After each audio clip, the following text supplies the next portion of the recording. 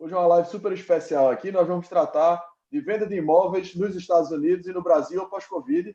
E para tratar desse tema, nós estamos aqui com um timaço de 4 gigantes das vendas, né? Aqui representando o Brasil, nós temos o Orlando Pereira, diretor comercial da Cyrela, temos o Peixoto Acioli, CEO Brasil da Remax, CEO da Remax Brasil. Representando os Estados Unidos, nós temos Luciana Barreto, que é Top Real Estate Producer da Cervera, uma empresa com mais de 50 anos de atuação no mercado americano.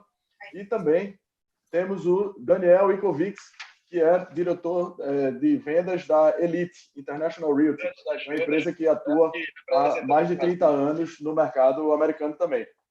Então, é um prazer estar aqui. Muito bem-vindos vocês todos. É um grande prazer a gente debater esse tema que está tão em voga, né, no momento. E antes de a gente começar, eu queria agradecer aqui nossos patrocinadores, a Atlas Schindler, a Deca, a Porto Belo, a Pointer, a Veda City, Suassuna Fernandes e Tintas Zicchini, né? E dizer que nós estamos dividindo hoje a nossa live, a gente sempre divide aqui em blocos, e hoje nós estamos dividindo em 4 blocos, né? O primeiro bloco, nós vamos tratar das vendas na pandemia, o que é que mudou nesses últimos meses, né, nesses últimos 4 meses. No segundo bloco, nós vamos tratar do novo marketing, né, a nova forma de abordar o mercado, de comunicar os produtos imobiliários. No terceiro bloco, nós vamos falar um pouquinho de dentro dos edifícios, dentro das residências e também das áreas comuns. E no quarto e último bloco, vamos falar um pouco de produtos imobiliários. Bom, eu gostaria de começar falando das vendas da pandemia, esse primeiro bloco. A primeira pergunta eu queria passar aí para o Peixoto, falar um pouquinho desse impacto das vendas, né? O Peixoto, que está aí à frente da Remax Brasil, é o CEO da Remax Brasil. A Remax, para quem não conhece, que é difícil, quem trabalha com venda não conhecer a Remax, é uma empresa que tem 135 mil corretores em todo o mundo, são mais de 8.100 franquias, né? Só no Brasil são 5.480 corretores, né? E 386 franquias. Então, Peixoto, bem-vindo. Eu queria te perguntar se você conseguiria ilustrar para a gente, assim, em números de venda, antes da quarentena, durante esse período de quarentena e no momento atual, como é que está aí essa evolução de vendas? Bem-vindo, Peixoto. Saulo, primeiro, muito obrigado. Prazer muito grande estar aqui com você. Eu sou fã do trabalho aí da Mulher do Lado, vocês aí, de tudo que vocês vêm fazendo para o mercado. E um prazer muito grande estar com o Orlando, com o Daniel, com a Luciana, nesse bate-papo. Na verdade, a Remax, no Brasil, e a gente tem uma capilaridade muito grande, ou seja, a gente está em todos os estados da Federação Brasileira, mais o Distrito Federal, com quase 400 lojas, são mais de 5 mil agentes espalhados aí, Brasil afora, norte a sul, leste a oeste. Então, a gente consegue, de fato, dar um termômetro bastante interessante do que está acontecendo no mercado. No nosso caso, antes da pandemia, a gente já vinha, desde 2016, com um crescimento muito alto em termos de valor geral de comissão. A gente observa sempre todos os indicadores da Remax, não em VGV, mas em valor geral de comissão. A gente vem crescendo ano após ano. Quando março desse ano, no dia 16, a gente teve o anúncio efetivo para a rede inteira da pandemia e nós tomamos uma decisão de maneira muito clara o que é que nós deveríamos fazer, que era respeitar a vida. Então, nós fechamos a maioria dos escritórios do Brasil. No entanto, a gente deixou muito claro para o mercado que nós não estávamos em lockdown, nós apenas tínhamos mudado a forma de comunicação com o mercado. E a gente trabalhou intensamente em treinamentos, que é uma força muito grande da Remax. Trabalhamos de maneira muito intensa, desde o D0, ou seja, a primeira morte da Covid, por conta da Covid no Brasil, foi dia 17. Dia 16 de março, a gente já tinha criado comitê de crise, já tinha feito uma série de ações. E o resultado disso, trazendo para o dia de hoje, é um recorde em cima de outro recorde. Então, por exemplo, no mês de junho, nós tivemos o maior mês de vendas na história da Remax no Brasil. E no mês de julho, nós aumentamos em quase 50% o resultado de junho. Então, no caso da Remax, especificamente, a gente tem tido um resultado fantástico a gente acredita que, de fato, há mudanças muito fortes no mercado, só que a gente já vinha se preparando para essas mudanças. E essas mudanças, na minha visão, a grande maioria delas são mudanças irreversíveis e a gente vai ter a oportunidade de falar um pouco sobre elas durante esse bate-papo da gente hoje. Fantástico, Peixoto. Obrigado. É muito animador, né? Estar com essa retomada nessa velocidade é muito animador. Os números de agora, que você está batendo recorde em cima de recorde, os 50% em relação ao mês passado, eles já atingiram ou superaram os números anteriores da pandemia?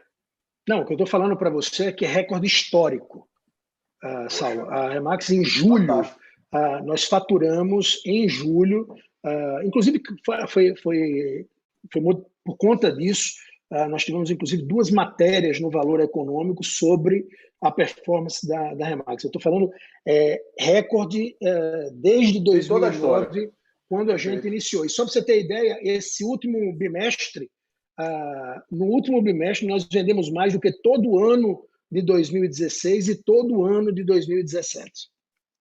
Coisa boa, amigo. Mostra que nós estamos aí realmente no reaquecimento, aí, numa retomada boa, grande, né? E continue assim. Obrigado, Peixoto. Luciana, como é que está nos Estados Unidos? O que é que você traz aí da Cerveira? Bem-vinda, amiga. Obrigada, tudo bem, Saulo? Tudo ótimo. Bom, aqui foi uma surpresa para mim, eu acho que para a maioria dos corretores, que o mercado teve realmente um choque acute, que a gente chama aqui, que é assim, um choque tremendo.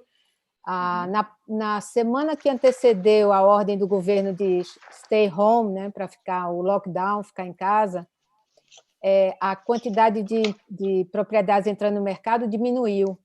E aí, na segunda semana, foi uma queda vertiginosa e culminou na última semana de março, foi uma retração enorme de propriedades entrando no mercado. As pessoas ficaram com medo, não queriam listar, quem estava listado cancelou, querendo tirar do mercado. Eu, inclusive, tive cliente querendo cancelar e eu disse, não vamos fazer isso porque a hora é essa, vai ter menos competição, então vamos ficar no mercado. E foi a solução acertada, porque realmente começou a haver uma demanda incrível de casa. E na última semana de abril, foi o auge da retração da falta de inventário no mercado e também o início de propriedades entrando em contrato. Começou a subir o número de propriedades entrando em contrato. E um mês depois, que isso reflete bem, porque você entra em contrato e leva uns 30 dias para fazer o closing, no final de maio, foi quando os contratos tiveram a sua última retração e começaram a subir. Então, junho já foi um mês muito melhor, julho muito melhor, inclusive já estamos, em termos de casa, de single family homes, a gente já está melhor do que o ano passado. Em termos de condo, não, a gente ainda está para trás, mas está bem recuperado. O impacto mais interessante que eu achei foi que houve uma reversão de vendas. A gente vendia muito mais condo antes e agora está vendendo muito mais single family, casa, porque as pessoas não aguentam ficar presas em apartamento com criança, teenager para ensinar a escola, o pai e a mãe trabalhando de casa. Então, espaço, jardim, ar puro se tornou uma coisa muito importante aqui. Inclusive, meus filhos vieram de Nova York por causa disso, vieram para cá para ter ar puro e espaço, enfim. Já estavam que não aguentavam ficar presos em apartamento, né? Então, eu acho que agora estamos em plena recuperação e esse fato bem relevante, que eu acho que veio para ficar, o aumento da venda das casas. Muito bom, Luciana. Obrigadíssimo. Daniel, já que estamos nos Estados Unidos aí, queria lhe perguntar sobre as ferramentas de captação, né? A gente foi aí impulsionado na tecnologia, fizemos um treinamento aí meio que compulsório, né? Todos nós, o mundo todo, nesse período. E aí eu queria lhe perguntar, lá na Elite, né, que é uma empresa que está aí há mais de 30 anos no mercado americano, e o que é que vocês têm utilizado, o que é que utilizavam antes da pandemia e o que é que tem utilizado atualmente em função dessa aceleração de tecnologia que a gente viveu nesses últimos meses. Bem-vindo, Perfeito. Daniel. Bom, obrigado. Primeiramente, Saulo, agradeço aí o apoio molecular por dar essa oportunidade para a gente estar discutindo. É muito interessante essa questão de fazer essa live internacional, então foi boa iniciativa. Eu sei que já é a 20ª da série. Então, vamos lá. Eu acho que o interessante é que uma coisa que todo mundo já ouviu, as ferramentas que a gente está utilizando agora, se não todas, a maioria já existiam antes da pandemia. Nada que a gente está usando de tecnologia foi criado em 3 meses ou em 2 meses. Elas existiam, elas só eram mal utilizadas.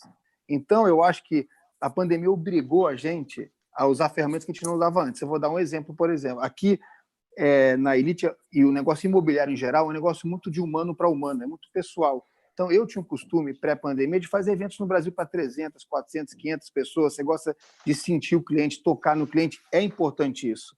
Então, agora a gente está impedido de fazer isso. A primeira semana que teve o lockdown, o stay at home, que a gente tinha que ficar em casa aqui, eu respirei fundo e eu falei, como que eu vou trazer toda essa tecnologia para canalizar e usar isso para a Elite? Então, a primeira coisa que eu fiz foi criar reuniões semanais com os nossos 350 parceiros imobiliários no Brasil, e isso criou uma aproximação enorme entre nós, ou seja, fazendo Zoom, e eu trazia cada semana uma pessoa para conversar com nossos parceiros no Brasil, algo que eu podia ter feito nos últimos 30 anos, ou nos últimos 5 ou 10 que o Zoom já é utilizado, e nunca tinha utilizado dessa forma. Então, você se obrigou a usar ferramentas que já existiam, mas a adaptá-las melhores. A reunião semanal dos nossos corretores, as reuniões semanais aqui também. A gente está acostumado a 40, 50 pessoas na mesma sala, e eu fui obrigado a criar reuniões relevantes. Naquela primeira semana foi muito difícil para mim, que eu falei, como é que eu vou criar relevância, diminuir a distância com corretores que estão acostumados a estar todo dia aqui? Então, a gente criava pautas relevantes. Então, eu lembro que na semana que o Trump saiu, por exemplo, com uma lei tributária de incentivo para cá para os corretores, a gente chamou uma contadora naquele mesmo dia para já explicar para os corretores como é que vai ser de agora em diante a questão tributária aqui. Então, apesar da distância, o importante é você trazer questões relevantes, tópicos dinâmicos, e com os clientes. Eu comecei a fazer apresentações de Zoom com cliente no Brasil, algo que eu poderia ter sempre feito, não fazia. Eu fazia questão de ir para o Brasil visitar um cliente e agora se descobre que por aqui você faz tudo. Entra numa sala, um advogado, um contador, em menos de 20 minutos você resolve todas as questões tributárias e jurídicas daquele cliente. Então, é você usar ferramentas que já existiam de uma forma inteligente e uma forma estratégica. Perfeito, Daniel. Obrigadíssimo. Vamos voltar para o Brasil agora com Orlando, né? Orlando, que é diretor comercial da Cyrela, que é a maior empresa do Brasil no segmento médio e alto padrão. E, Orlando, prazer ter você aqui com a gente. Já é o terceiro diretor da Cyrela que participa aqui do Pandebuild, e Cyrela sempre na parceria aí com a Molecular. Muito obrigado aí pelo prestígio, toda a atenção, amigo. Seja bem-vindo. E eu queria te perguntar o seguinte, Orlando. A Cyrela lançou, durante esse período de pandemia, 3 empreendimentos, né? E eu queria te perguntar como é que foi essa experiência e comparando, assim, o que é que vocês faziam diferente de antes da pandemia e para esse lançamento que foram agora, depois da pandemia. O que é que mudou nessa forma de lançar? Bem-vindo. Obrigado, Saulo. Boa tarde, Peixoto, Luciana, Daniel. Prazer estar aqui com vocês, uma honra. Boa tarde a todo mundo que está assistindo. O que mudou foi o seguinte, Saulo, a gente lançou 3 empreendimentos, fomos pioneiros na hora de lançar o primeiro empreendimento. Logo que melhorou um pouquinho, a gente tinha um produto pronto para lançar antes de começar toda a crise da Covid, e a gente tomou coragem, com muita cautela, e foi em frente, um empreendimento num bairro super tradicional aqui de São Paulo, né, que é o Ipiranga, um produto para o cliente final, então apartamentos de 60 ou 80 metros e 120 metros, e graças a Deus um empreendimento com 190 unidades, a gente vendeu em uma semana 175, 180, então foi super bom. E o que mudou? Depois a gente lançou disso um na Vila Mariana, também vendeu tudo, muito rápido, lançou um numa outra região que chama Rude Ramos, aqui no ABCD, a equipe fez um trabalho espetacular, também vendeu muito bem. E agora a gente está no meio de um lançamento em Moema, que é um lançamento voltado a apartamentos compactos, do lado do metrô, na frente do shopping Ibirapuera, e que está sendo um sucesso também, a procura é excepcional. apartamentos de 29 metros até 70 metros, e tem uma aceitação incrível, porque ele é vizinho do metrô, né? Então, a mobilidade para São Paulo faz toda a diferença. Ninguém quer ficar 1 hora, 2 parado no trânsito. Mas o que mudou? Primeiramente, mudou a forma de a gente fazer o nosso meeting, né? Que é a apresentação para o nosso primeiro cliente, e o cliente diria que faz o projeto andar ou não, que é o corretor. Então, logo no primeiro momento, a gente estava acostumado a fazer grandes meetings com 500, 400 corretores de uma vez só, e a gente fez esse primeiro meeting virtual do Ipiranga lá atrás, e foi super bom. Claro, difícil de fazer, porque é muito difícil engajar as pessoas.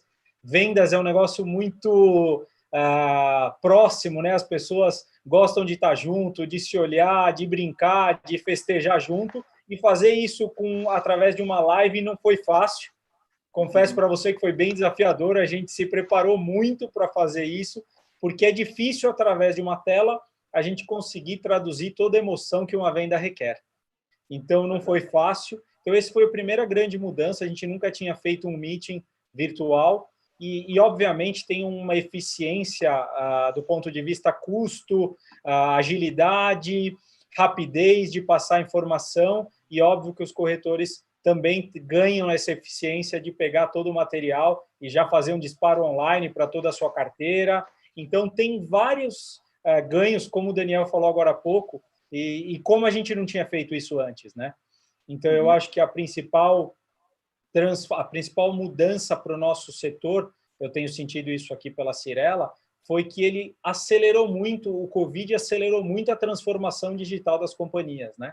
Algumas companhias já vinham se preparando. Nós, por exemplo, final do ano passado, a gente já começou com todas as assinaturas virtuais, e agora isso, graças a Deus, para nós já estava ongoing, né? Então, não tivemos dificuldade nenhuma, toda a nossa equipe já estava adaptada a isso, e para o cliente também ficou uma coisa muito segura. Então, hoje, um cliente ele compra o imóvel 100% virtual. Então, ele conhece o produto e a região através de um tour virtual, através de visitas guiadas, através de vistas de drone, recebe todo o material através do QR Code. Então, antigamente, ele levava uma série de pastas para casa. Além de ser contra o meio ambiente, era um custo absurdo para nós. Então, hoje a gente consegue fazer, através de um QR Code, uma apresentação full do projeto, uma apresentação completa. Então, essa foi uma outra grande diferença que a gente sentiu. Graças a Deus, pré-Covid, a gente já estava com uma agenda educacional muito forte, assim como a Remax. Então, a gente estava treinando a equipe inteira para novas habilidades, tanto comportamentais quanto habilidades técnicas. Então, a equipe inteira já estava muito preparada, e eu acho que o que faz o grande sucesso de uma grande empresa é, obviamente, o preparo da equipe, né? Dei uma pesquisada no site da Cerveira, da Luciana, uma empresa com mais de 50 anos, com uma história incrível, né? De uma família, de uma geração em geração, mas que tem sempre no DNA a inovação e, obviamente, o estudo, o preparo, o que para a nossa profissão é um grande ganho. Então, eu acho que hoje o cliente poder conhecer o produto, assinar o produto, tirar dúvida com o advogado, tudo digital, tudo virtual, sem sair de casa, preservando a saúde e a vida, eu acho que isso é uma transformação que veio para ficar, Saulo. Muito bom, Nando. É isso aí. Você pesquisou a Cerveira e eu faria um paralelo, viu, Luciano? Não sei se você concorda, mas eu acho que o que a Alicia fez e continua fazendo, né, que é a fundadora da Cerveira, é um pouco, no mercado imobiliário, é um pouco do que a Luísa Trajano está fazendo com a Magalu aqui no varejo. Eu acho que se a gente fosse fazer um paralelo, a gente estaria assim, são figuras tão emblemáticas quanto, eu diria, na verdade. Ela é bastante emblemática também, a Luísa, né? Eu acho também, e eu acho a Cerveira, eles são muito, porque ela tem 89 anos e ela todos os dias, perdeu o marido há pouco tempo, mas ela todos os dias ela vai ao escritório, ela é uma pessoa de ideias incríveis e está sempre na frente do tempo dela. E a Cerveira, apesar dessa coisa digital, a Cerveira já vinha, a gente já tinha o Marketing Center, é todo digital, onde você ordena seus cartões, o que você quisesse. Tinha o e-book e tem o Academy Center, que também eles faziam todos os cursos, eles dão semanalmente cursos digitais. E eu acho que a tendência já era essa. A Compass, que é outra empresa grande aqui, mas é nacional, ela também é toda digital. Ela, aliás, a base dela, ela se formou sendo uma empresa absolutamente de internet digital. Então, acho que isso aí, essa mudança veio para ficar. Saulo, você me permite pegar uma carona no comentário que o Orlando fez? Claro, Saindo claro, aqui do amigo. script, À vontade, o Orlando fez um comentário muito interessante, que hoje realmente o pré, pós, durante a venda é tudo virtual.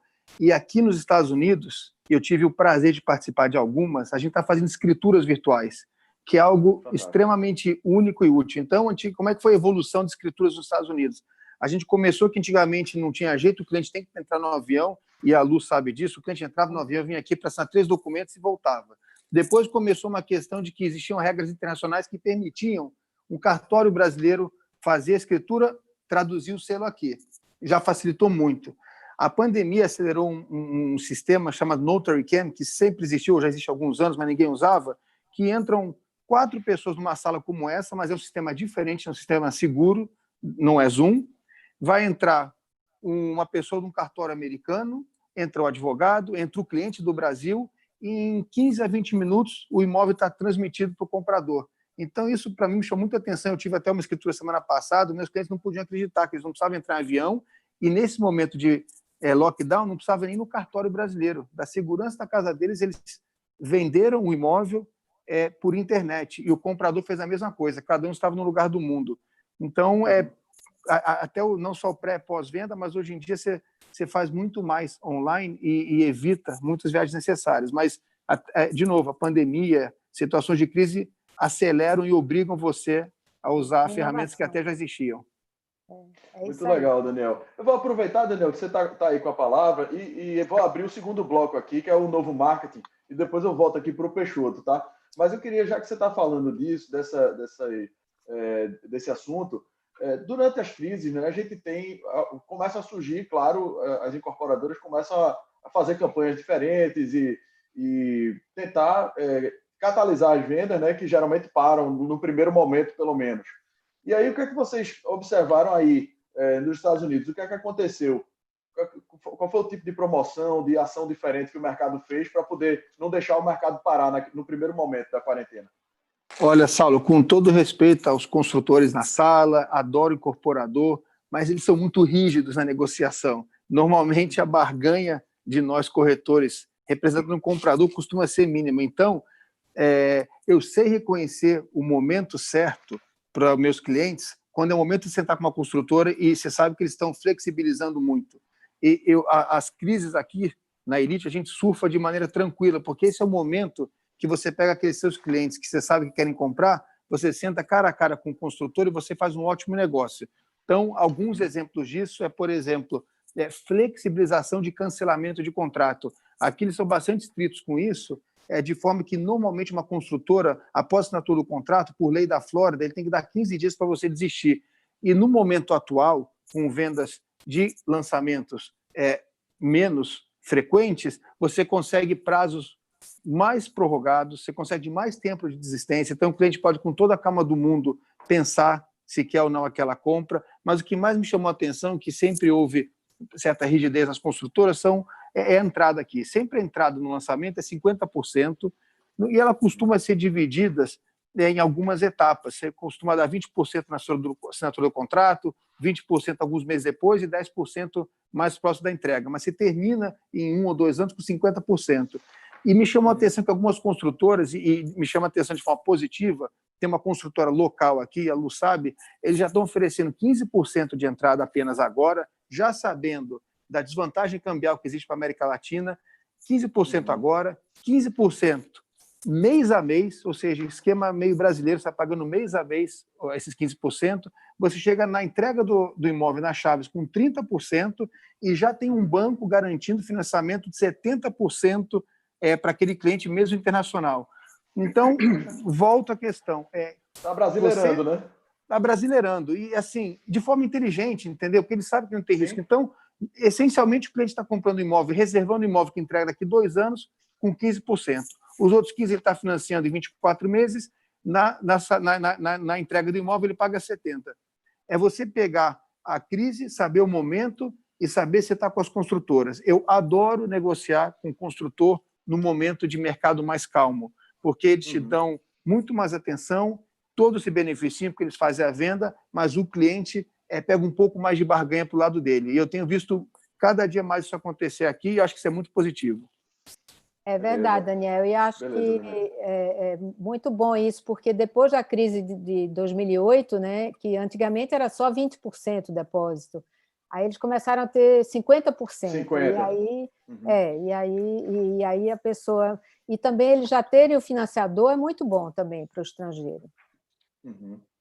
Peixoto, amigo, nós temos aqui vários corretores de imóveis e outros profissionais que trabalham em vendas de departamentos comerciais de incorporadoras e outras pessoas também do mercado imobiliário e outros que não são do mercado imobiliário. Mas para nossos amigos aqui que trabalham com venda e que estão assistindo essa live querendo ouvir aí as dicas e os ensinamentos aí dos 4 craques, eu queria lhe perguntar o que é que vocês têm feito e estourando aí essas metas uma atrás da outra, recorde histórico. O que é que vocês têm feito para seduzir o comprador para sair de casa, para ver imóvel, num momento como esse, né? Em vez de ele estar adiando a compra, com todos os riscos que existem de sair para a rua, o que é que vocês têm feito aí de diferente para atrair esse cliente? Primeira coisa, Saulo, é preservar a saúde do cliente. Eu acho que esse é o ponto principal. A segunda coisa é não olhar para a carteira do cliente. Isso é uma coisa que há muitos anos a gente vem fazendo e vem falando.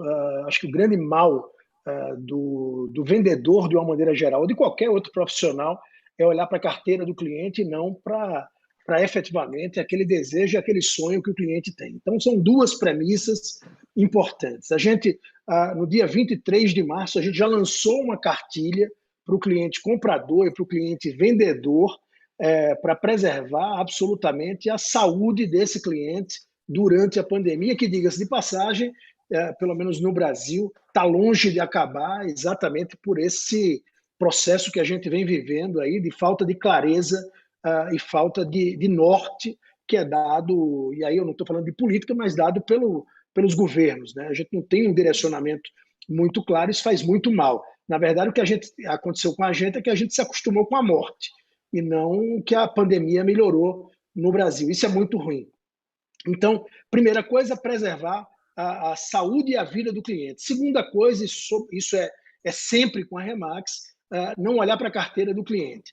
Terceira coisa é preparar o ambiente para o cliente visitar o imóvel e para o cliente receber a visita do imóvel. Então, no nosso caso especificamente, nessas cartilhas que inclusive a gente disponibilizou no mercado e para o mercado através do site familiaremax.com.br, a gente explica passo a passo do que o corretor precisa fazer para visitar um imóvel, precisa fazer para promover o imóvel, para fazer o marketing do imóvel.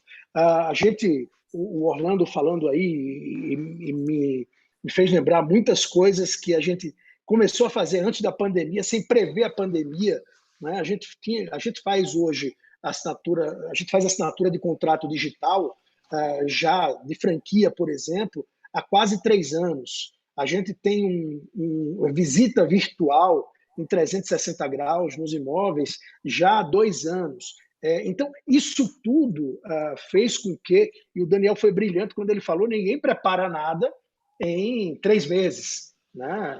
É impossível. Então, a gente já vinha com uma cultura de transformação digital. Isso é uma coisa que a gente vem de maneira muito forte trabalhando. Então, isso facilitou incrivelmente. Outras coisas, como, por exemplo, o Zoom, que a gente liberou para toda a rede, gratuitamente. Além disso, webinários diários. Então, no final das contas, Saulo, é preparar o nosso agente, o nosso corretor empresário para trabalhar de maneira eficiente e, sobretudo, com segurança na saúde dele e dos clientes para fazer as coisas acontecer. É isso aí, Peixoto. Muito bom. Luciana, os destaques clássicos de materiais de venda, né?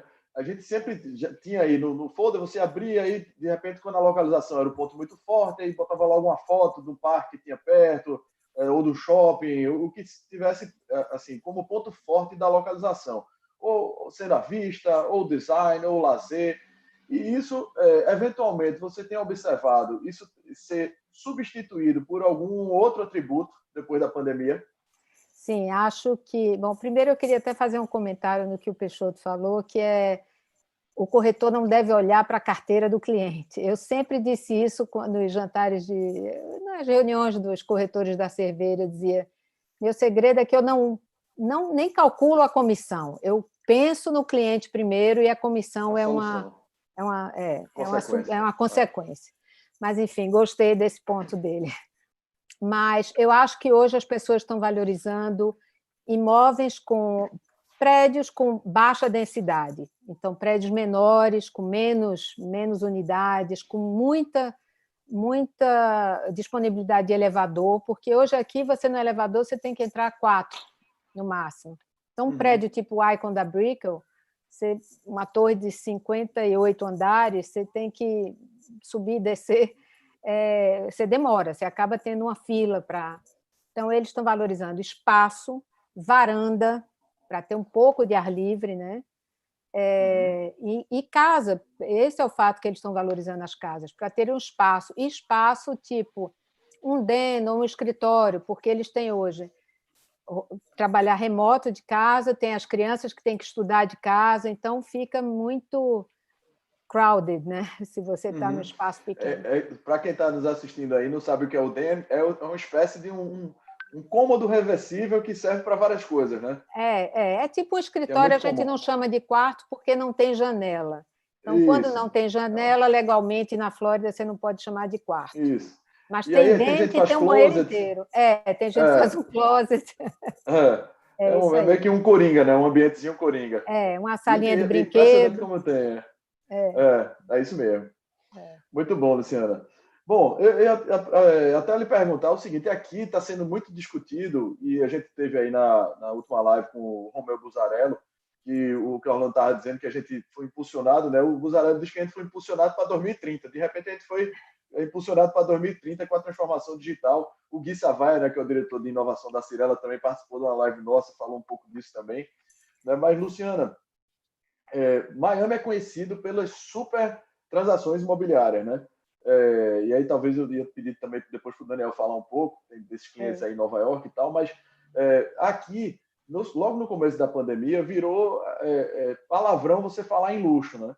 E aí como é que o mercado desse de Miami, que vive à base de luxo, como é que ele se comportou? Mudou alguma coisa nesse sentido, não? Olha, não, eu acho que aqui a gente não tem essa mentalidade de rico e pobre, vamos dizer assim. Ninguém tem vergonha do luxo, o contrário, eles gostam de expor o luxo. E isso, apesar da taxa de desemprego hoje estar em 10%, eles não fazem cerimônia em expor o luxo. Então, tem tido vendas milionárias em Miami, de gente do mercado financeiro de Nova York que estão descendo, porque aqui eles são isentos de pagar imposto, só paga imposto federal. Em Nova York, com a reforma do Trump, eles não podem mais deduzir o que eles pagam de imposto estadual no que eles pagam de imposto federal. Então, eles estão pagando 30% a mais de imposto.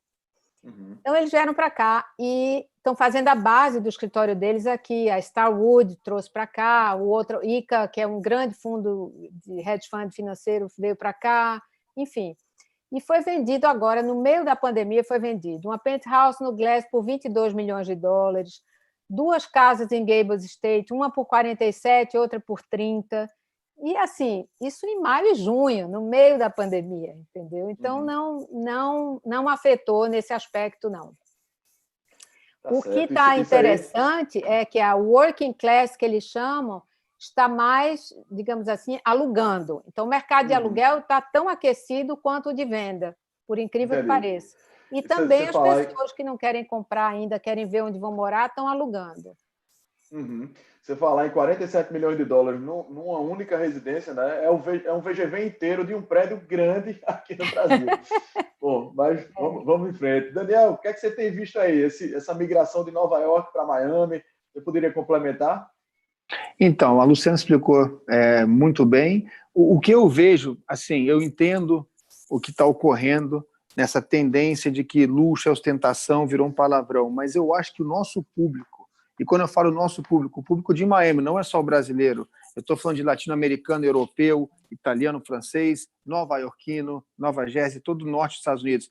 Esse público, quando ele vem para Miami, eu acho que ele espera o luxo, entendeu? Então, eu não acho que aqui isso vai diminuir, eu não acho que as construtoras vão sentir não vão sofrer mudança em termos de diminuir um pouco a questão do luxo, porque o público de Miami, naturalmente, quando ele vem buscando algo diferente do que ele tem na terra natal dele, entendeu? Então, mesmo que a pessoa pode estar no dia a dia dela, no Brasil, onde ele mora, reduzindo certas coisas, quando ele pensa em Miami, ele está buscando algo realmente diferente, uma casa na praia, uma casa grande com espaço, e eu acho que essa tendência em Miami não vai diminuir, pelo contrário, eu não vejo as construtoras mudando nenhum tipo de design em termos de luxo, estão adaptando para outras coisas, mas acabamentos e luxo, eu acho que a Lu deve concordar, ela está acompanhando bem o mercado de lançamentos, eu não vejo mudança, pelo contrário, um pouco mais de privacidade, o que vai gerar talvez até um pouco mais de luxo e exclusividade.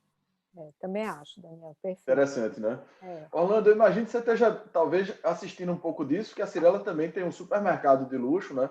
Vários empreendimentos de luxo, e ele perguntar também desses empreendimentos, você falou bastante aí das convenções digitais e tal, mas a venda do material, né, principalmente nesse mercado de luxo, vocês têm aqueles superbooks, né, aqueles broadsides gigantes e bastante ricos e tal, e na hora que o pessoal está evitando, vamos dizer, fricção, né, não está querendo muito contato com papel e tudo mais, como é que vocês estão abordando esse material de venda? O que é que mudou nesse aspecto? Saulo, na verdade, eu acho que não foram os materiais que mudaram, tá? Eu acho que foi a forma de apresentação. Então, só corroborando aí com o que o Peixoto estava falando, e para mim está sendo excelente escutar essas pessoas falarem, porque é totalmente diferente, nós estamos distantes, mas é tudo muito parecido, né? Então, por exemplo, a gente adotou o padrão de fazer só visita agendada aqui. Então, nós fechamos os plantões, que é o contrapartida, né? Todo mundo queria abrir, a gente fechou de fato os plantões, começou a atender o cliente de maneira agendada e exclusiva, então a conversão de vendas aumentou muito, porque o corretor tinha total foco naquele cliente, sem rotular o cliente, sem olhar a carteira dele, e simplesmente tentando prestar o melhor serviço possível e achar o melhor produto possível para ele. Eu acho que o que está levando os clientes para o plantão, só fazendo um apoio no que o Peixoto disse, o mercado brasileiro, e eu até estudei um pouquinho o mercado de fora, eu acho que tem algumas similaridades, vai ser pujante nos próximos 2, 3 anos, eu não tenho dúvida disso. Então, as taxas de juros cada vez mais baixas, né? O cliente que não podia comprar um ano atrás, agora ele pode comprar, tem banco a 7% de taxa, isso há um ano atrás era quase que o dobro. Então, a renda exigida para um cliente comprar um imóvel era de X, hoje é X menos Y. Então, a gente colocou muito mais gente. A gente percebeu aqui na Cyrela que os produtos prontos estão vendendo com muito mais eficiência. Por quê? Porque o banco está ávido para dar o dinheiro, para emprestar o dinheiro. O cliente está pegando um dinheiro barato. E eu acredito que hoje, eu sou corretor de formação, né? Eu me formei em Direito, mas eu digo para todo mundo que a minha profissão é a corretagem. Então, assim, se eu estivesse atuando hoje como corretor, seria eu encararia isso como uma grande oportunidade. Porque, obviamente, os juros não vão ficar baixos para sempre. Eles não vão subir logo, mas é óbvio que eles vão subir em algum momento. E quem pôde pegar um financiamento a 7% mais TR ao ano é incrível, né? Eu acompanho o mercado de fora porque, se Deus quiser, um dia eu vou ter sonho, eu vou realizar um sonho e vou comprar ou com a Luciana ou com o Daniel alguma coisa aí. Apesar que eles só vendem coisa muito cara, tá fora do meu bolso ainda. Mas, se Deus quiser, eu vou chegar lá. Mas pensar em financiar um imóvel com 2%, 3% ao ano, no Brasil era impensável isso. Era impensável. Né? Isso era mais ou menos quase que ao mês de taxa efetiva. Então, essa queda de juros trouxe muito cliente para o momento. E, obviamente, o cliente antenado passou a aproveitar as oportunidades. Nós, aqui na Cyrela, a gente não teve oportunidade de barganha no preço. Por outro lado, a gente ofereceu uma barganha, entre aspas, com a taxa de juros para o financiamento. Então, tem sido incrível, a gente tem vendido muito bem. Infelizmente, a gente ainda não bateu recordes, mas a gente tem uma recuperação franca a caminho. Então, o mês de abril, que foi o primeiro mês da pandemia, todo mundo ficou de cabelo em pé, mas julho já foi espetacular. Em maio, a gente vendeu, dia 12 de maio, a gente vendeu um altíssimo padrão nosso aqui, a 25 milhões, que dá 43 mil reais o metro quadrado, que não é normal ver um apartamento em São Paulo ser vendido a 43 mil o metro quadrado. E a gente conseguiu, dia 12 de maio, fazer uma venda excepcional. Então, eu acho que o mercado... Eu estou cauteloso porque o momento exige cautela, mas eu estou muito esperançoso e eu acho que para o mercado imobiliário, os 3 próximos anos vão ser, não sei se 3, se 2, se 5, vão ser momentos muito áureos e acho que é uma grande oportunidade para o corretor se profissionalizar e ganhar dinheiro e para o investidor ou para o cliente conseguir comprar um imóvel com uma excelente qualidade, com um excelente momento. Então, a gente tem investido muito nisso. A gente aqui na Cyrela trabalha, a gente diz que a gente trabalha muito cuidando dos detalhes. A nossa empresa também, o fundador, o seu Eli Horn, é geração atrás de geração. Hoje, o Rafael e o Efraim, que estão como são os co-presidentes da empresa. A gente trabalha muito. Eu estou aqui há 18 anos na Cyrela, então é bastante tempo. Então, a gente trabalha muito para que a gente possa inspirar a compra dos nossos clientes, realizar sonhos das nossas equipes, ter o melhor ambiente para todos os colaboradores, stakeholders, investidores. Então, a gente está muito animado, cauteloso, mas se esforçando para cada dia ser melhor, Saulo. É isso aí. Obrigado, Saulo, Orlando. eu posso fazer Oi? 3 perguntinhas rápidas para o Orlando? Sim. Só qual foi o bairro que vendeu a 43 mil reais o metro quadrado? Adoraria saber isso. Como está a inadimplência no mercado imobiliário aí? Porque eu sei que há um ano atrás estava alta. E a terceira coisa, se você viu esse movimento de gente querendo comprar mais casa do que condomínio aí. Luciana, assim, aqui, o bairro aqui é o Itaim Bibi, é a rua Leopoldo Couto Magalhães, que é uma rua bem forte, né, bem famosa. O plano diretor também acabou restringindo os grandes centros, então a gente tem pouco espaço em São Paulo para fazer o altíssimo luxo. Então, respondendo a sua pergunta, a segunda pergunta é sobre inadimplência. A gente teve alguns clientes pedindo renegociação de parcela, mas não foram tantos, graças a Deus. O desemprego, obviamente, é algo que está afetando o mundo todo, mas a gente tem uma carteira saudável, a gente optou, nossa análise de crédito ela é bem efetiva no início, então isso restringiu um pouco, então a inadimplência não sofreu grandes problemas. E a terceira parte, o que eu percebi de diferença, Luciana, foi os clientes estão procurando algo diferente do que eles procuravam pré-pandemia. Então, o empreendimento que tem um pouco mais de área verde, que não é tão adensado, como você disse, então, mas que ele tenha algo de lazer, porque é o que você falou, né? Fica crowdado. A criança trabalhando, fazendo aula de um lado, a esposa trabalhando de outro. Você, nesse momento, ficou sozinho em casa, então você tem que lavar a louça, mas também tem que fazer o home office. Então, foi um momento de aprendizado para todo mundo, né? Então, eu acho que eu sei que o Saulo tem uma parte sobre mudanças internas do apartamento, eu já falo um pouquinho disso. É o próximo bloco, isso. Se você quiser, eu posso emendar, Saulo? Eu queria só, antes, Orlando, porque a gente vai entrar nela, mas eu queria, assim, não queria fechar o bloco sem falar uma pergunta para o Peixoto, que é uma das principais aqui, mais esperadas pelo pessoal que está assistindo, que é em relação ao papel do corretor, né?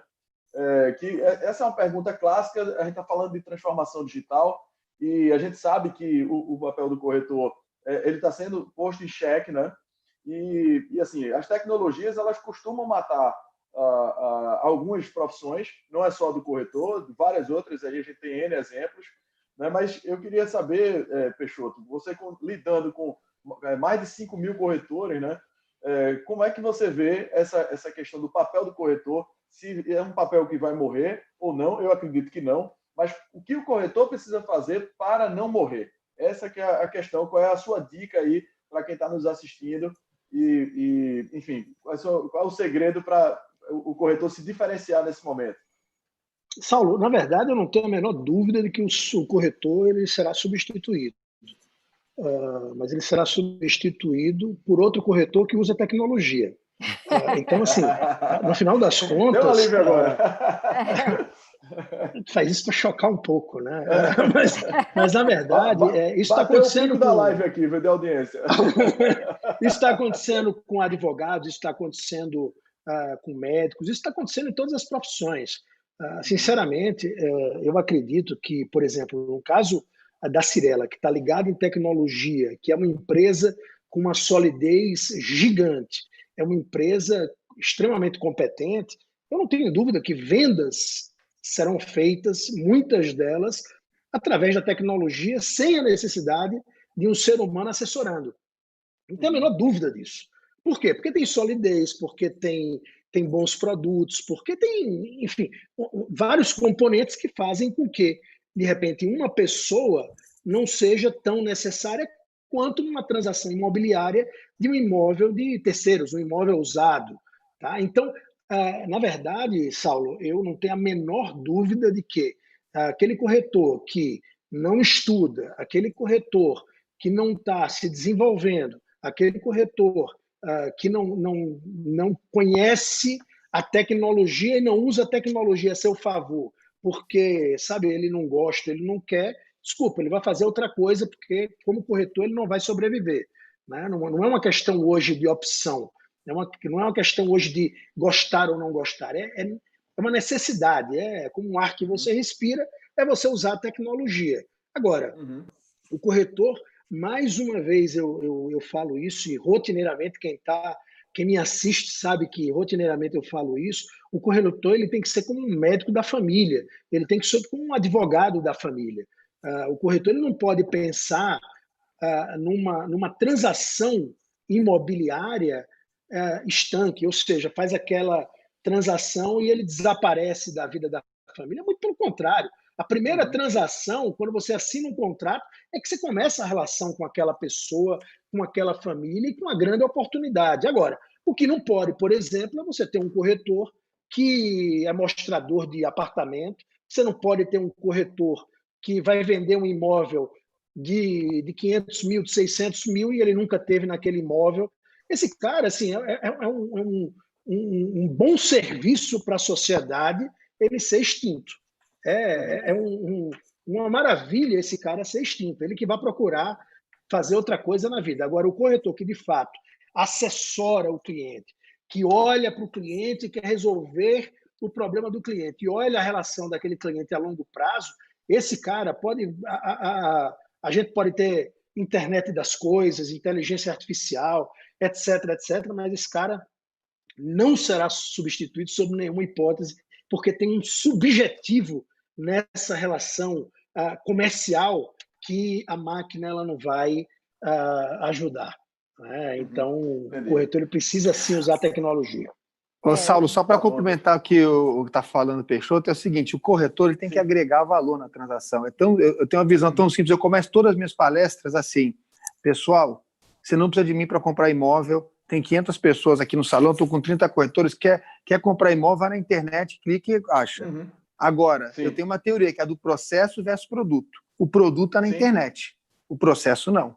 O processo está na cabeça de cada corretor. Então, você tem uma metodologia de processo, você segue ela, você agrega valor, não tem, como o Peixoto falou, não tem internet, não tem tecnologia que substitua isso. Agora, o corretor que abre porta e acha que acabou, esquece, não precisa abrir porta mais. O corretor Agostinho, né? Eu falo que é o corretor Agostinho da grande família. Aquele Somebody Love. Esse daí, coitado, tá fora. E no Brasil tem um problema que a gente não tem. Acho que eu falei isso. Outro dia, numa palestra, eu estava falando, eu dou muita palestra, e numa palestra eu falei corretor Agostinho, aí uma menina chegou e falou, mas levantou a mão, assim, tem umas 300 pessoas, eu disse, mas o que é corretor Agostinho? E eu olhei para ela e disse, essa menina não é uma alienada, como é que ela... Agostinho da grande família, mas o que é a grande família? Do Ferrou, né? Isso é um programa da Globo. Aí ela olhou para mim e disse, não, é porque eu não assisto a Globo, eu só assisto Netflix. Aliás, eu não entendo como é que vocês deixam a televisão mandar no seu horário. Nossa, eu fiquei aniquilado naquele momento. Eu digo, o mundo mudou. O mundo mudou. É a vida, as coisas estão mudando. Mas tem toda a razão. Agora eu digo, knowledge is power, se você souber como usar, né? Porque também você pode saber de tudo e não usar. E aí ficou na mesma. Não... Aí a obesidade intelectual, né, Luciano? Exatamente. E eu estava conversando essa semana com o pessoal que justamente o corretor tem um papel tão importante, que até, pelo menos aqui, a gente usa muito a pesquisa para você chegar no preço de mercado de um imóvel. E você tem acesso a toda a informação pública registrada em cartório e tal. E as pessoas têm mania de ir ao Zillow, ao Trulha, e acham que tem... então vou pôr à venda porque eu já sei quanto é o preço. Só que o próprio Zillow já publica um relatório onde eles dizem a margem de erro deles é de 20%, é muito alta na estimação de valor. Entendeu? Os algoritmos deles não são perfeitos.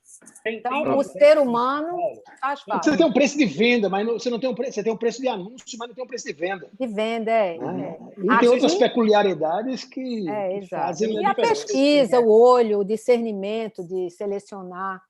Eu não sei se vocês conhecem uma mulher chamada Marta Gabriel. É uma pessoa... Minha amiga. Ela é um espetáculo, eu sou fã dela, falo sempre dela. E ela tem uma frase sobre porque agora virou moda, né? IoT, Design Thinking, Visual Law. Todo mundo só fala... iBuy, todo mundo só fala disso. E ela falou... ela fez um treinamento aqui para toda a nossa equipe e ela resumiu muito bem quando uma pessoa perguntou o futuro do corretor o corretor vai acabar?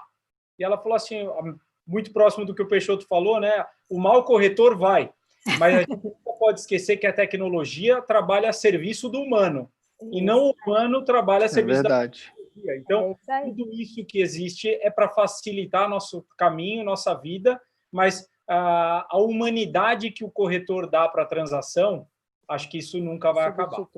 Ô, Saulo, eu sei que você está olhando o relógio, tá, mas eu vou ter que complementar. Eu já ia fazer uma pergunta para você, viu, Daniel? A nossa profissão é corretor aqui, essa aí todo mundo vai responder. A nossa profissão não tem nada de trivial. A gente está simplesmente sendo responsável pelo maior investimento daquela família. Ele compra um carro de 20 mil, ela compra uma bolsa de 1.000, um sapato de 500, agora vamos falar do imóvel de 1 milhão. Provavelmente é o maior investimento que aquela família ou aquela pessoa vai fazer na vida dela. E nós somos responsáveis por fazer essa transação ser eficaz. Então, a Lu falou, nossa profissão é muito importante, ela é muito mais do que importante. É assim, é médico, advogado ali, você tem que ter um bom, mas tem que ter um bom corretor na família. Vai ser o maior investimento que você vai fazer na sua vida. Eu diria isso que 90% do mundo, o maior investimento que eles fazem é no bem imobiliário dele. Então, tem que levar muito a sério a nossa profissão, senão não vai dar certo. Sem dúvida, amigo. Daniel, vamos aproveitar aqui e abrir o terceiro bloco, falar um pouquinho de dentro dos edifícios, tá? A gente tem, nessas lives todas aí do Panda Building, né, que a gente tem colhido opiniões aí de vários especialistas, não só do setor imobiliário, como de outros setores, né? Ao todo serão cerca de 80 Panda Builders, como nós estamos falando, de 10 países diferentes, né?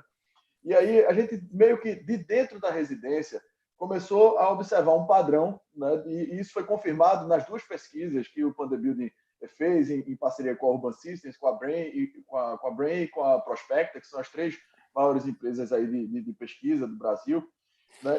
E mostrou 4 ambientes básicos dentro de casa, sendo adicionados dentro de casa durante a pandemia e por causa da pandemia, né? As áreas de higienização, né, para você deixar sapato, tal, roupas que vem da rua, tem uma área de transição, o pessoal de saúde colocou, área para exercícios, né?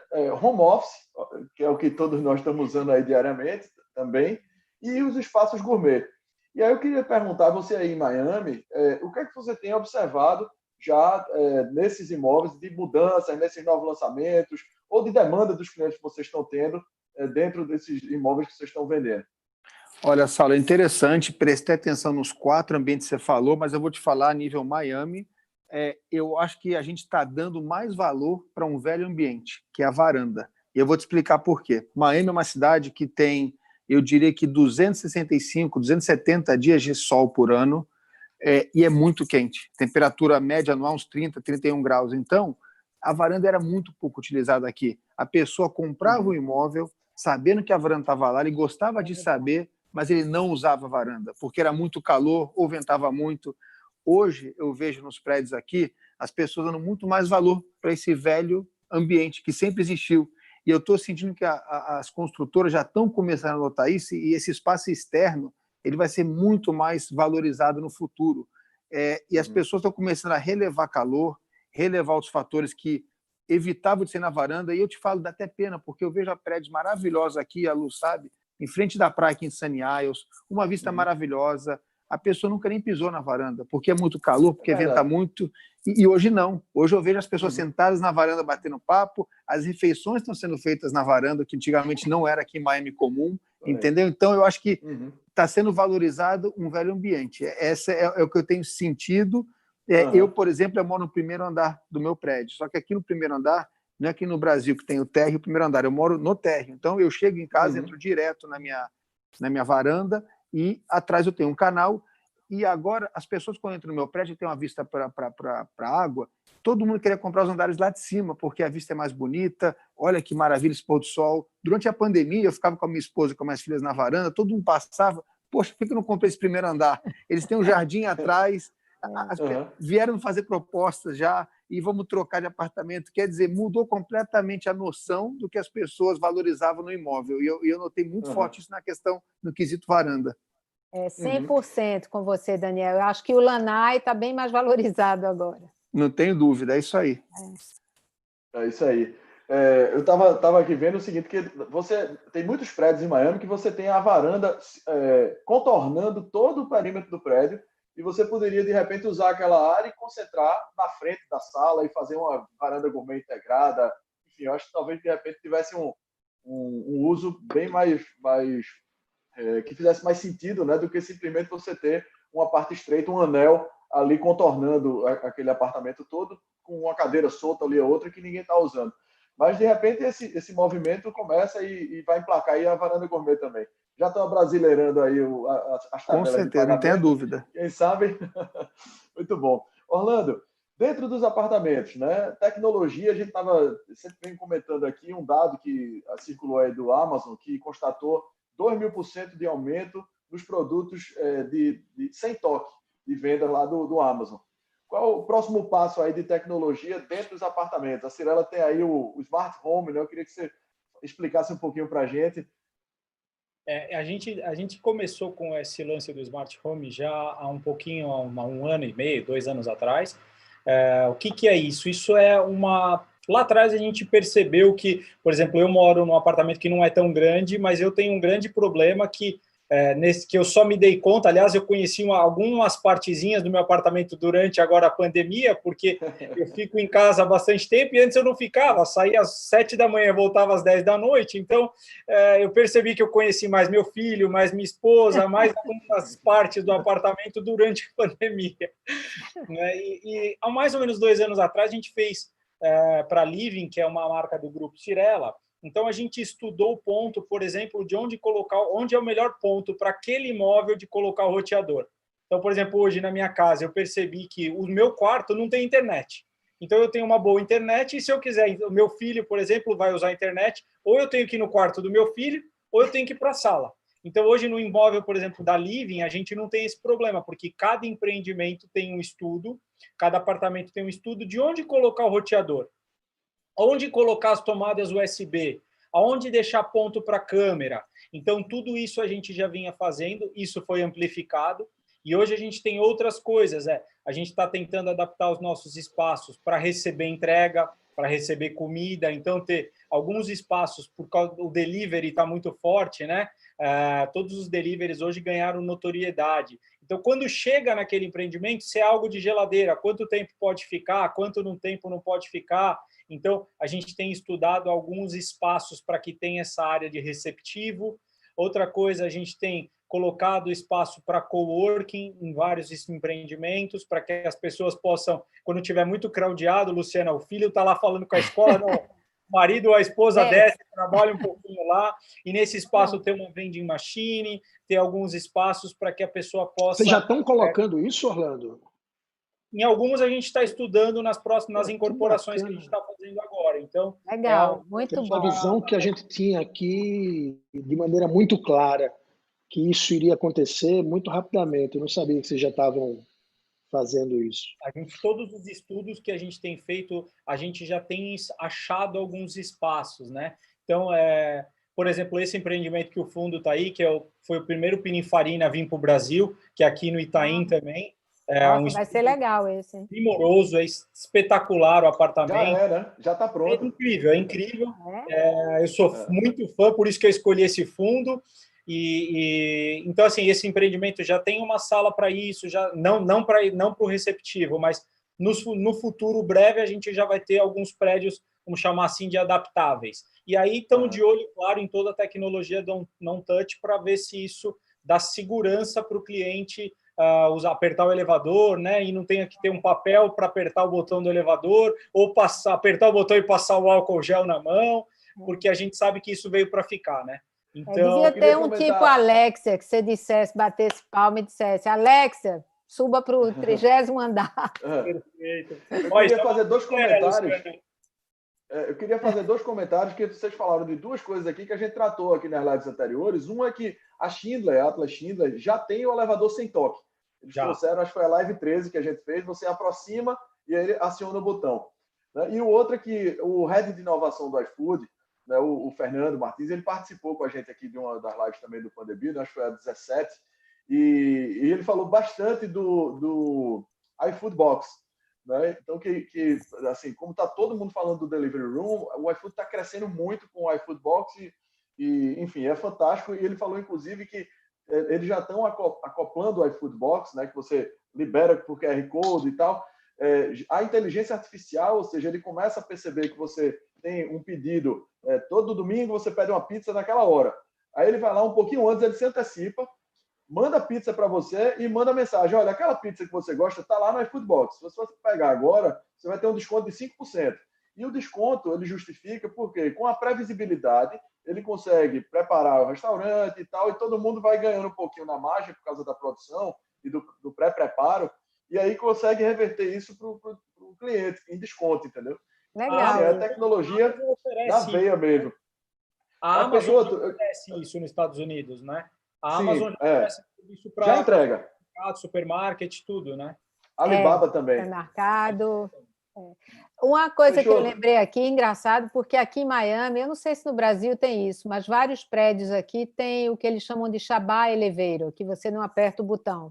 Aqui também tem, principalmente em alguns bairros, né, Higienópolis, que existe uma comunidade, concentração maior, né? E ele funciona por roldanas.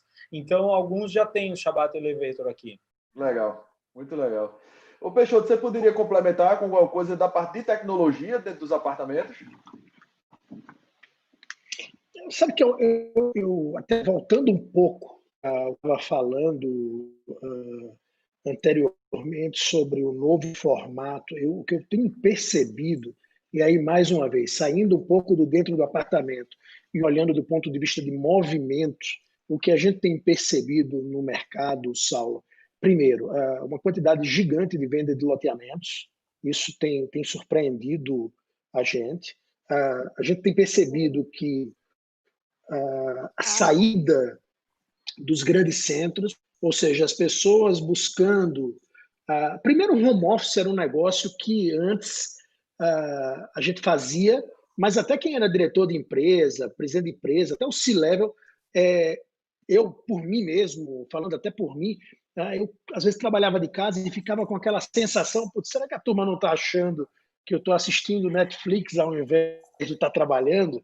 Então, e hoje eu estava conversando com um grande empresário aqui no escritório, e ele falou que ele, aos 73 anos de idade, um cara com um faturamento de falou a mesma coisa, o mesmo sentimento que eu tinha. Então, isso, houve uma mudança muito grande.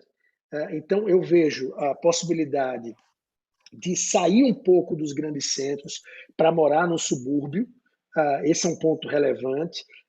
Casa, indo ao encontro do que a Luciana falou.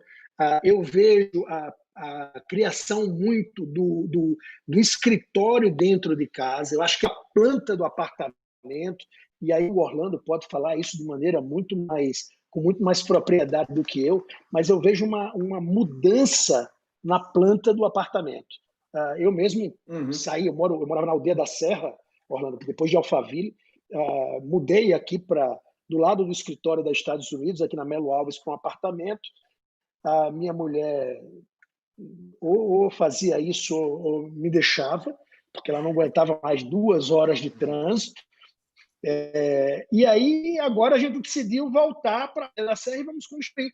Só que eu mudei a planta da casa, ao invés de um escritório pequeno, estou fazendo 2 escritórios, né? Ou seja, assumindo efetivamente que o trabalho dentro de casa, de maneira organizada e estruturada, é algo inevitável. Então, é verdade. Eu vou muito mais na planta Isso... da casa, planta do apartamento. Sim, sim. É isso que eu percebo. Esse ponto do home office, inclusive, assim, ele não vai só modificar as plantas internamente, ele vai modificar todo o mercado, né? Porque a gente tem, Luciano, eu até queria lhe perguntar a sua opinião, porque os coworkers, por exemplo, que chegaram em São Paulo aí por volta de 2010, 2012, né, e fizeram uma revolução no mercado de salas, por exemplo, né, Orlando? Vocês têm muitos inúmeros imóveis comerciais também. Só que o home office agora vem atacar o coworking também, né? Porque você passa a ter aquele apoio ali, então de repente você começa a migrar do home office do coworking para o home office. Aí eu queria te ouvir, Luciano, aí em São Paulo, em Miami, né? Você tem aí inúmeras unidades aí do WeWork, vários outros coworkings. Como é que você está vendo essa migração do home office e o impacto que isso está trazendo nos coworkings e nas salas corporativas, lajes corporativas ou salas comerciais, de maneira geral? É muito interessante, porque eu achei que o mercado de escritório como um todo ia se acabar, inclusive o cowork, né? O WeWork estava bombando, eu achei que, enfim, teve vários impactos, mas não está acontecendo. Quer dizer, o coworking space vai continuar, e agora mesmo foram 2 torres, um fundo de investimento comprou 2 torres no Brickell City Center, que é um empreendimento super novo, onde o maior inquilino é o WeWork. Quer dizer, ele já comprou... e eu acredito que vai continuar, por quê? Porque com o home office, você não vai trazer o seu cliente para dentro de casa. Você vai precisar de um espaço que, de vez em quando, você vai lá, encontra o cliente, é um espaço pequeno, mais custo efetivo, né? Agora, acredito que as grandes lajes, os prédios de escritório corporativo, esses sim vão diminuir e vão sofrer por um bom tempo. Nem sei se algum dia voltará, mas esse eu acho que já estão sendo impactados. Mas talvez mude, né, Luciana? Talvez. Eu acho que talvez. Eu estava conversando com esse empresário que estava aqui conversando comigo hoje, tinha grandes lajes, ele fez uma reflexão. Eu não tenho problema nenhum em mudar de opinião. Se eu tenho um fato novo, eu mudo de opinião com uma tranquilidade gigante. E ele me fez ver uma coisa que faz sentido. Talvez a gente não vá ter aquela empresa que tinha 1.500 metros quadrados, ela não vai manter os 1.500, mas ela vai para os 700. A de 700 vai para 350, a de 3.000 vai para o de 1.500. Você vai haver uma rearrumação, porque também tem uma histeria coletiva, né, por conta da pandemia, do ponto de vista de projeções. A gente saiu do 8 para o 80 e não vai ficar no 80, a gente vai voltar para o 60, para o 55. Eu concordo com você. Né? Concordo 100%. Não estou dizendo que vai acabar completamente, não. As empresas vão diminuir, porque elas já estão alocando alguns cargos que podem trabalhar em home office, remoto, eles vão deixar e vão diminuir o custo dele, porque o escritório aqui na Brickell está construindo o 830 lá, que é um prédio novo, gigantesco de escritório. O preço é $76 o pé quadrado de aluguel anual, né? Quer dizer, as empresas vão diminuir, porque vai diminuir, vai ser um resultado no balance sheet deles. Então, eles vão diminuir, como você está falando. Eu tinha 1.500, vou usar 700, vou usar 1.000, mas vai diminuir. Como já tem um pouco a vacancy... Tem pessoas que moram 2 horas do trabalho, né? São Paulo tem gente que mora 2 horas. 2 horas. Eu tenho um colaborador aqui na Remax que mora em Guarulhos, o meu escritório é nos Estados Unidos, com trânsito são 2 horas. Então, olhando um lado positivo, se é que a gente pode dizer isso, uma coisa que eu tinha pesadelo aqui acordado, que era o trânsito de São Paulo, que um dia esse negócio iria parar, iria ficar tudo parado, eu acho que Agora não tem. As pessoas viram que podem trabalhar de casa, que não precisam passar 4 horas por dia dentro do carro. Os eventos, a configuração muda totalmente, tem a ver mais com networking do que com qualquer outra coisa. A relação no trabalho ela muda. Então, a produtividade brasileira, na minha visão, vai aumentar, porque o foco da pandemia, o foco do home office durante a pandemia aumentou. Então, tem coisas bacanas aí para a gente viver, né? Luciana, E tem muita criatividade. Se me permite uma pergunta, parece que tem uma ajuda que acaba agora em 31 de julho, né? Do presidente. E aí existe uma grande preocupação quanto ao desemprego aumentar exponencialmente após essa como se fosse uma ajuda, né? Que o país paga e divide, né? Parece que tem algo isso. Então eu vi que o mercado comercial ele não conseguiu retomar como o mercado residencial. Isso está certo?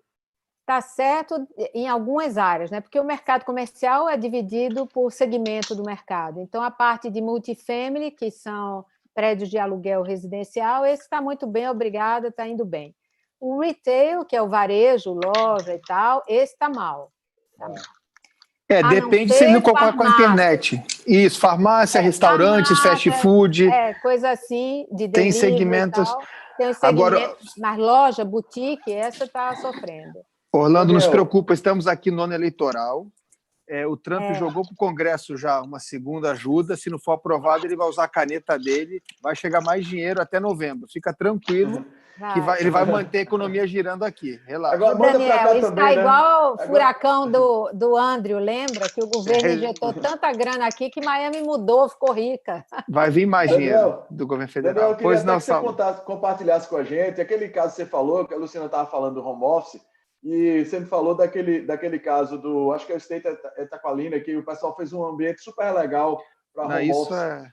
Isso é fantástico. Então, vamos lá. Tem um edifício aqui que está sendo lançado, foi lançado alguns anos atrás, a entrega está prevista para o ano que vem, salvo engano, e uma das áreas de lazer, uma das áreas comuns que eles criaram, se chama Wall Street Room. Wall Street Room, olha que interessante. É uma sala dentro do prédio ligada direto com a Bolsa de Nova York.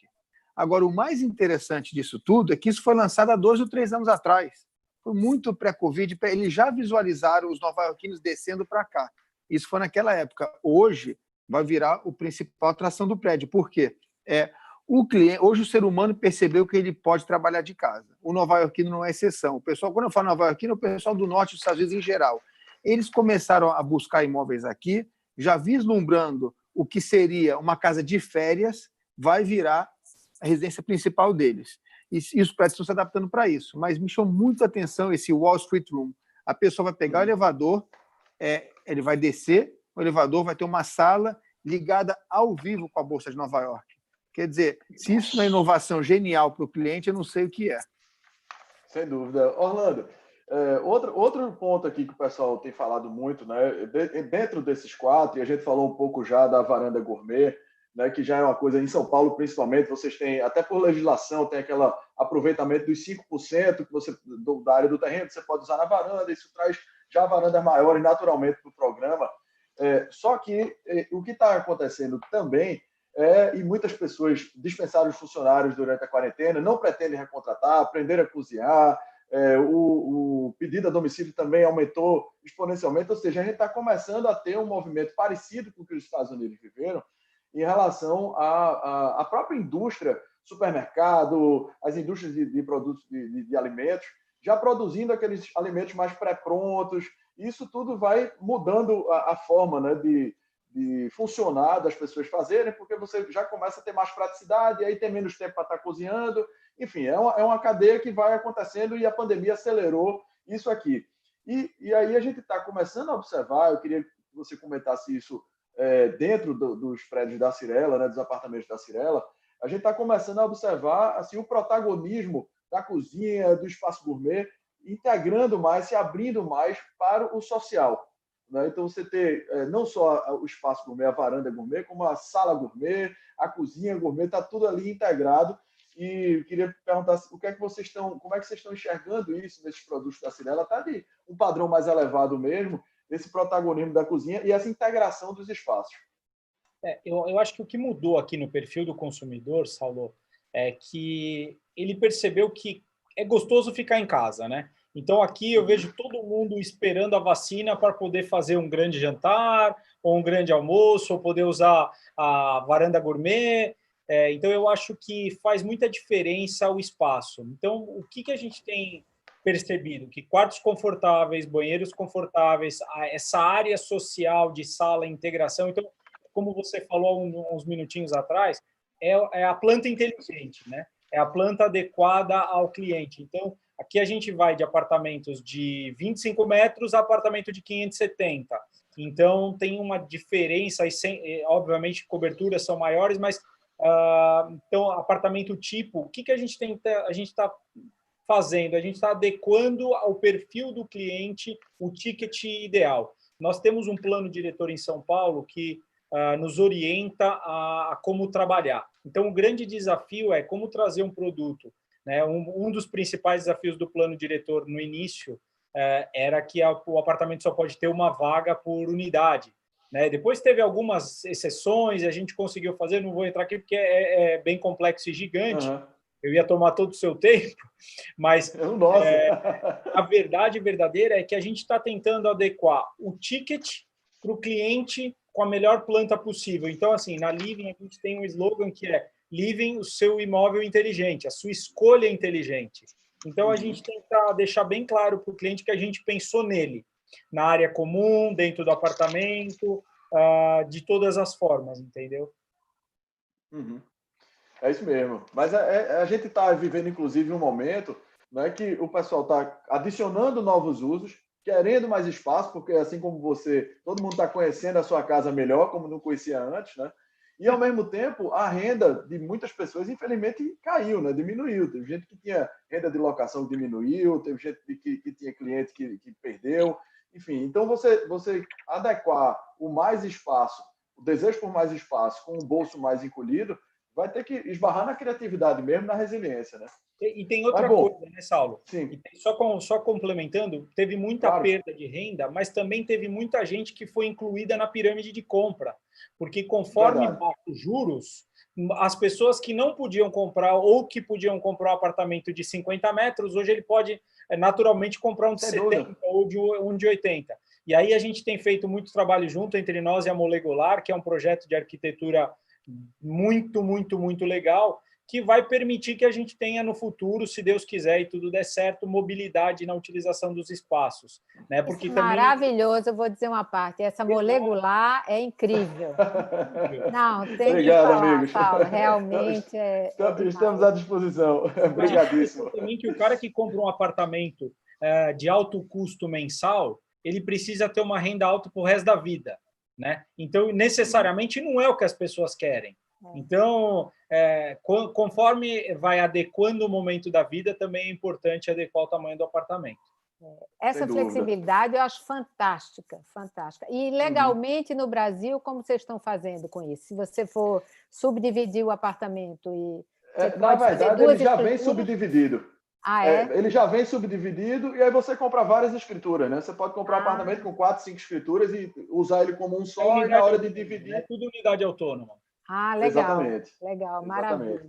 Tá. Meus amigos, a conversa está extraordinária, mas nós já vamos aqui com 1h20. Eu vou começar o último bloco aqui de perguntas, tá? E vou começar aqui com o Peixoto.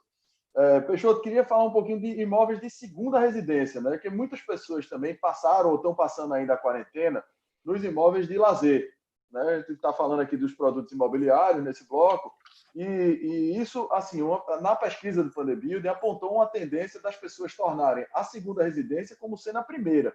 Né? Tem algum indicativo de crescimento, de procura desse tipo de imóvel pela Remax? Vocês têm observado isso também?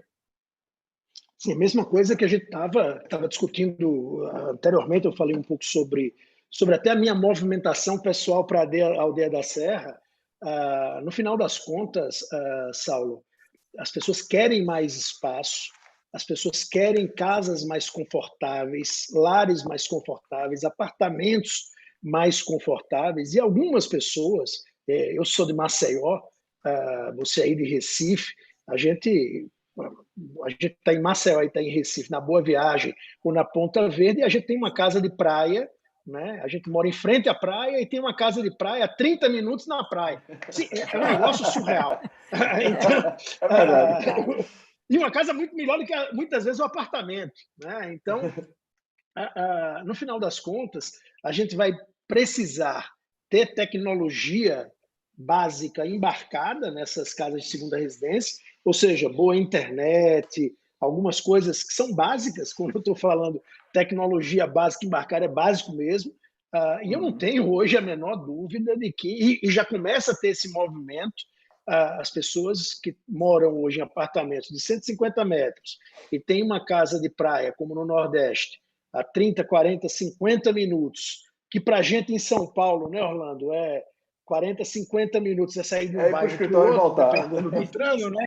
40 minutos é vizinho, né, Peixoto? Então, assim, no final das contas, as pessoas começam a ver que elas podem otimizar o dinheiro delas e ter mais conforto e ter tudo isso. Então, por isso que condomínios de alto padrão não está parando aqui, estão vendendo assim um absurdo, tudo que estava em estoque está sendo vendido, e eu acho que isso é um movimento não só nacional, como um movimento global. Só finalizando, a gente realizou um evento, a primeira edição, realizar a segunda edição agora no começo de setembro, chamado Real Estate World Connection, que eu peguei 8 CEOs, eu e mais 7, da Remax ao redor do mundo, ou seja, de todos os continentes, para discutir o mercado imobiliário global.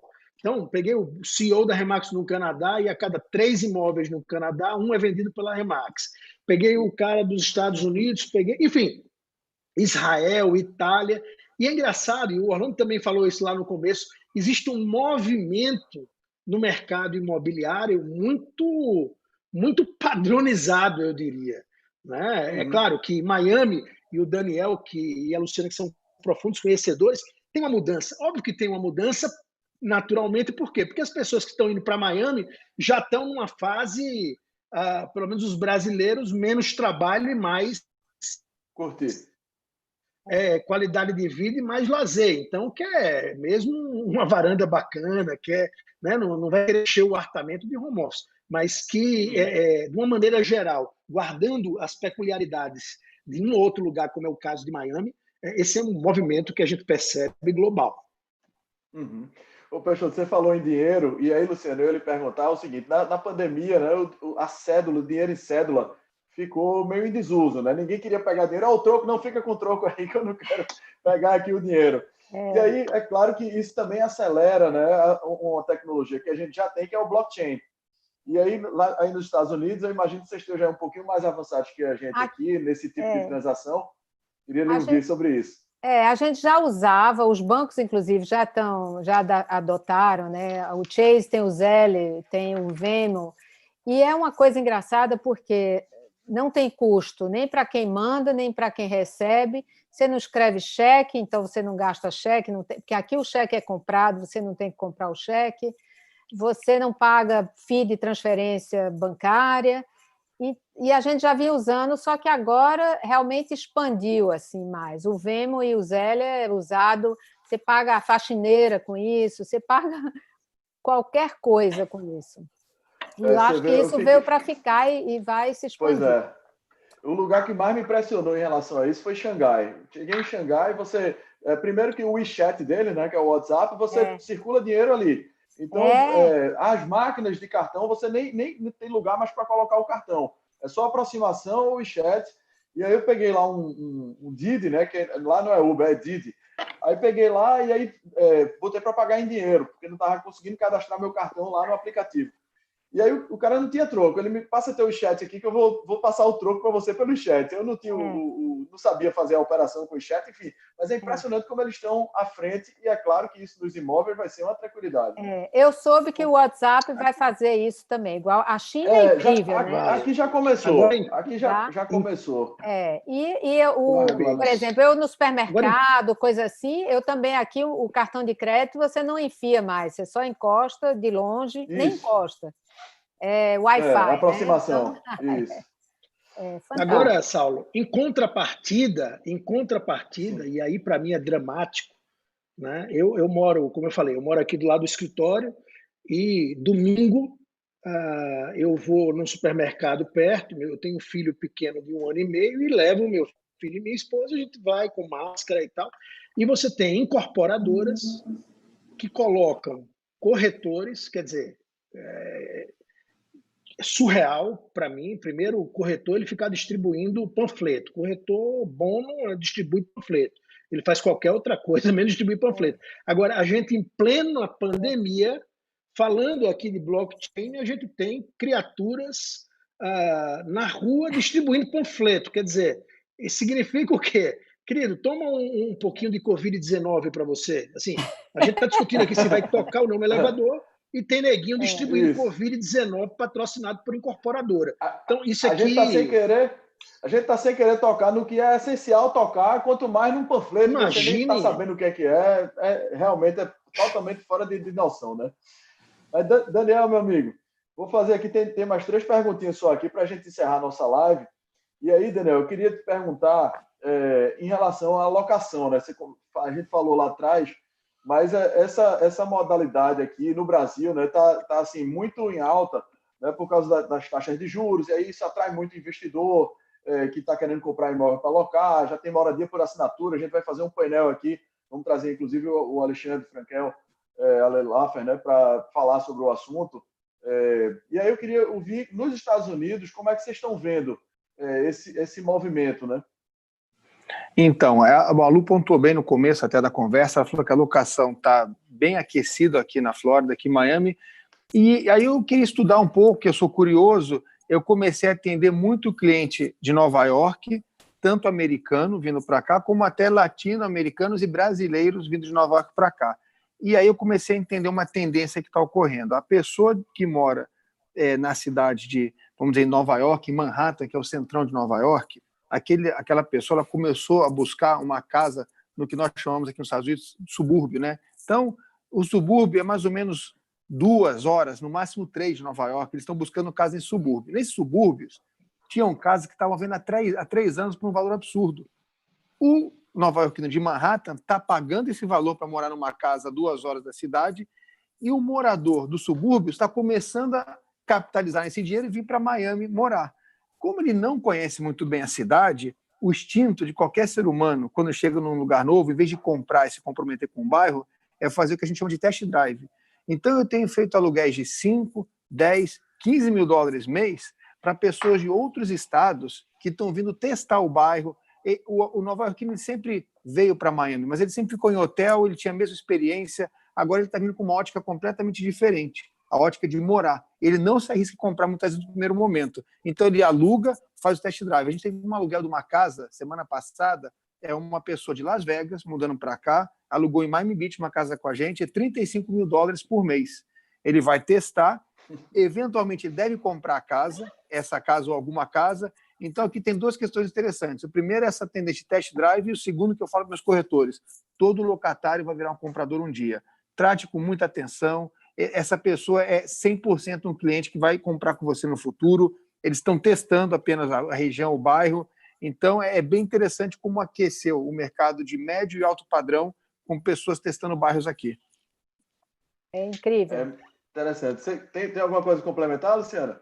Não, a mesma coisa, senti a mesma coisa.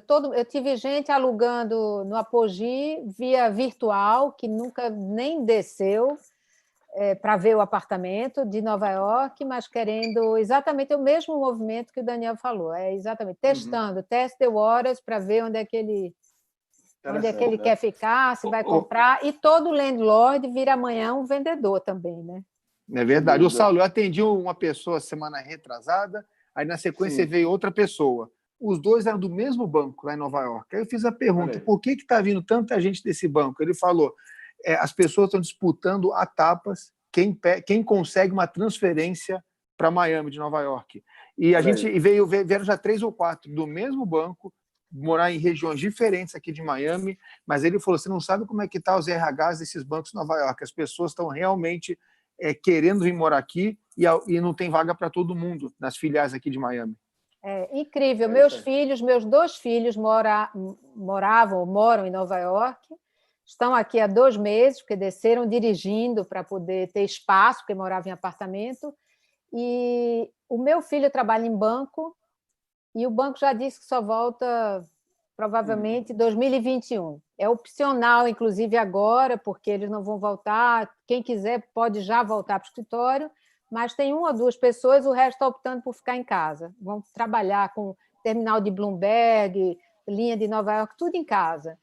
E a minha filha, meu genro, a empresa ele pediu, porque eles querem ficar em Miami, não querem mais morar em Nova York, porque querem espaço, querem criar filho, família e tal. E a empresa já falou, não, ele falou com o RH, com o chefão, o CEO e tal, e eles falaram que sim, que vão deixar ele trabalhar remoto. Então, eles vão se mudar para cá.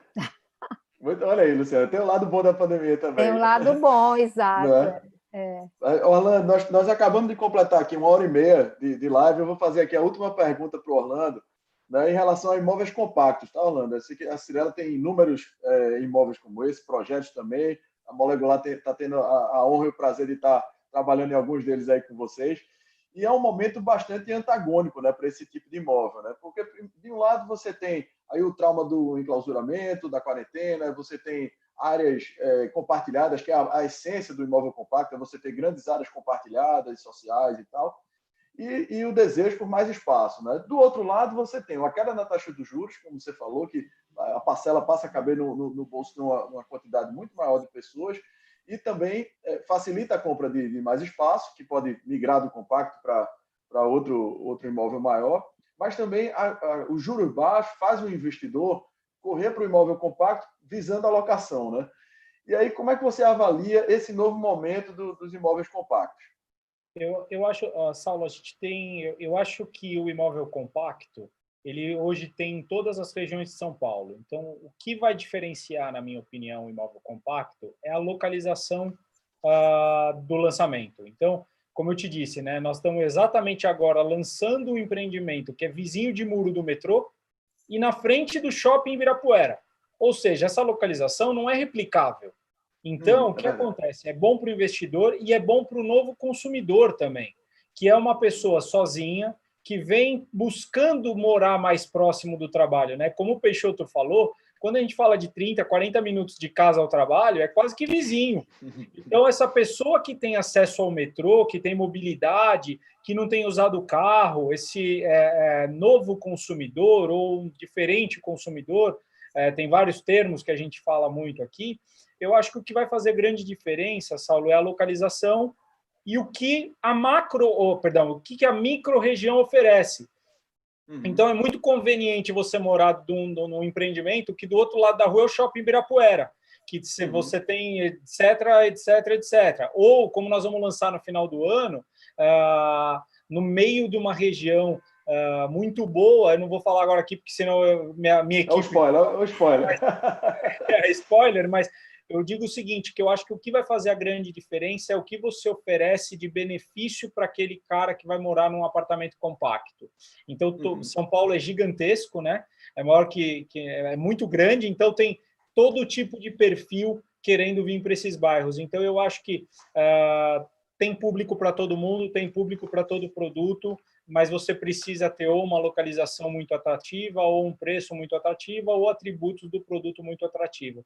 E só para voltar um minutinho, eu sei que a gente está estourado, nós chegamos a fazer uma transação aqui por blockchain na Cyrela.